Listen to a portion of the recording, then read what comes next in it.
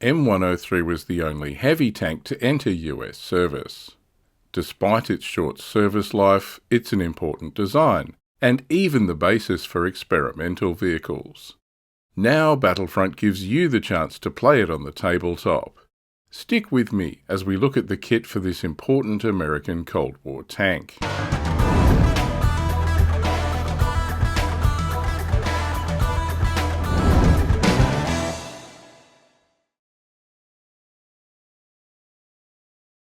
This is CSU10, the American M103 Heavy Platoon box set for Clash of Steel.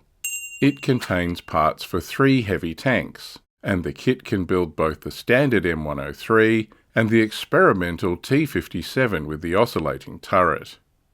M103 was an important Cold War design, and having the option to build the experimental tank as well is a lot of fun. You also get 4 M103 kits in the American vs German Clash of Steel starter box. While it appears in World of Tanks Miniatures Game 2, it's not in Flames of War yet. I think this and the M48 pattern are more likely destined for Team Yankee's Checkpoint Charlie release instead. Let's look at some history. The M103 Heavy Tank was one of the Allied designs which came out of the scramble to counter Soviet heavy tanks, particularly the IS series. Developed from the T-43 pilot program, the M103 featured thick cast armour and was armed with a heavy-hitting 120mm main gun. Notably, it remains the only US heavy tank design to have entered active service. However, by the time the M103 entered service in 1957, the US Army's focus had shifted towards main battle tanks like the M48. These tanks were cheaper, lighter, less complex, and deemed sufficient against contemporary Soviet designs. The Army operated just 80 M103s, and its heavy armoured units were all deactivated by 1963. In contrast, the US Marine Corps employed over 200 of the tanks and kept them in service until the mid-1970s. Over its service life, the M103 was upgraded with a diesel engine, a stereoscopic sight, a rangefinder, and an advanced ballistic computer. The M103 chassis also served as the basis for several experimental US oscillating turret designs.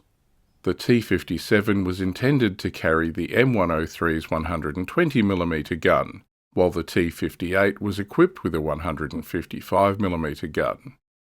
Oscillating turrets consist of upper and lower sections joined by a trunnion. The gun is fixed to the upper section, which pivots for elevation. This fixed relative gun position facilitates use of an autoloader. Perhaps the best-known oscillating turret design is the French AMX-13. The French also developed prototypes of a heavy tank with an oscillating turret, the AMX-50. If we look at the back of the box, there's an image of a completed M103, T-57, and a promo image of a pair of these heavy tanks in action. As usual for the Clash of Steel platoon boxes, the assembly instructions are on a separate sheet inside the box. Assembly looks pretty simple, and there's even a separate section here for building the T-57 turret. Let's look at the plastic. The parts come on 2 frames of olive green plastic. The parts for M103 are on one, and the turret parts for T-57's oscillating turret are on the other.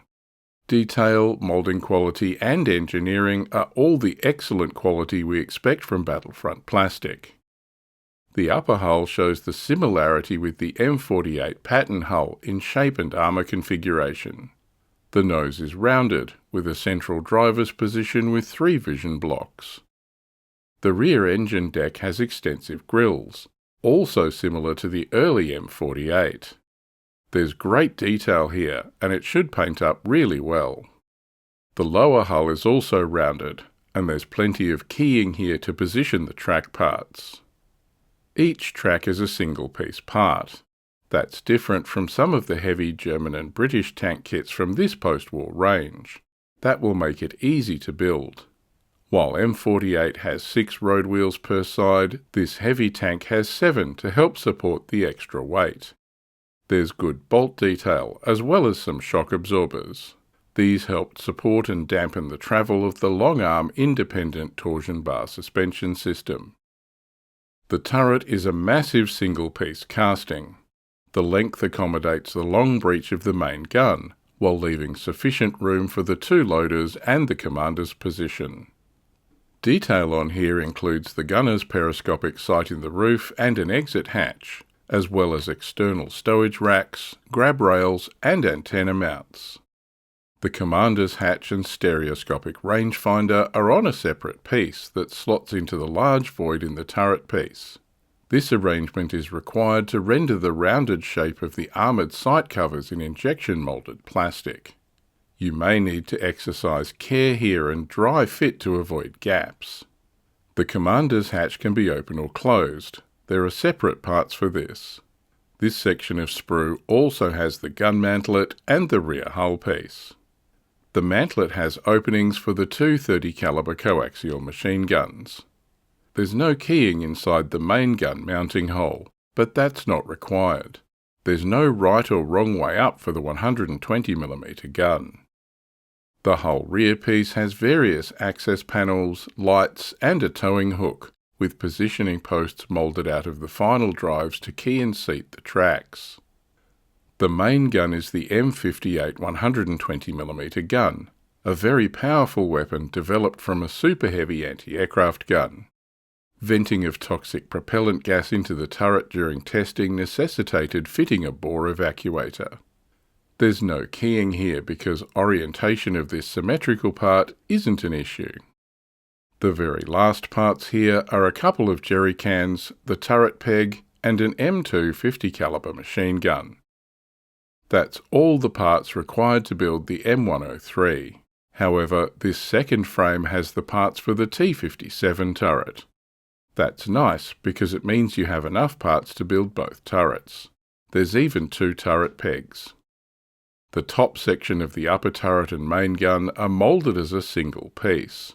That should avoid any alignment issues, but makes this a long kit part. As an experimental design, the turret shape is quite radical, small and sharply tapered. There's vision blocks mounted around the hole for the commander's hatch, which can be built open or closed. The rounded hatch design is quite different from that on the M103. This part is the lower section of the upper turret. It follows the same sleek ballistic shape. There's a keyed hole here where this part mounts onto the true lower turret piece, this armoured lower turret collar. The entire upper turret mounts into this, and in the real thing would elevate and depress using trunnions. But in this case it just has a flat peg that fits into the upper part. It's keyed so you don't mount this backwards. The last parts are the open and closed commander's hatches, the turret peg, and the caliber 50. That's it. All the parts that come with this kit. The quality is the same solid engineering and excellent moulding we expect from modern Battlefront kits. You can see it built up into a nice kit. Detail is nice and strong, well defined and sufficient for a 15mm kit. The M103 turret is huge and the 120mm gun protrudes well forward. Having the T57's oscillating turret on the sprue is nice. A bit of a surprise, but a good one. And the ability to build both complete turrets and swap back and forth as needed is a nice bonus. I haven't built the T57 turret yet. I'll post up some pics when I do. But how will M103 work on the table? Let's take a look. M103 isn't in late War Leviathans, so here's the Clash of Steel card. Skill, motivation and hit-on are all 4+. Front armour is 14, with 6 on the side and rear. While that's impressive, it's less protection than the German heavies in the game, and isn't enough to stop most of the post-war guns. It's only 1 more point of front armour than an M48. Tactical move is 10 inches or 25 centimetres, pretty standard, up to dash speeds of 16 inches or 40 centimetres. Crosses are 3+. The M58 120mm gun has a 48-inch or 120cm range.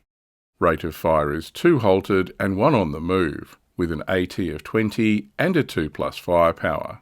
That's a lot of boom.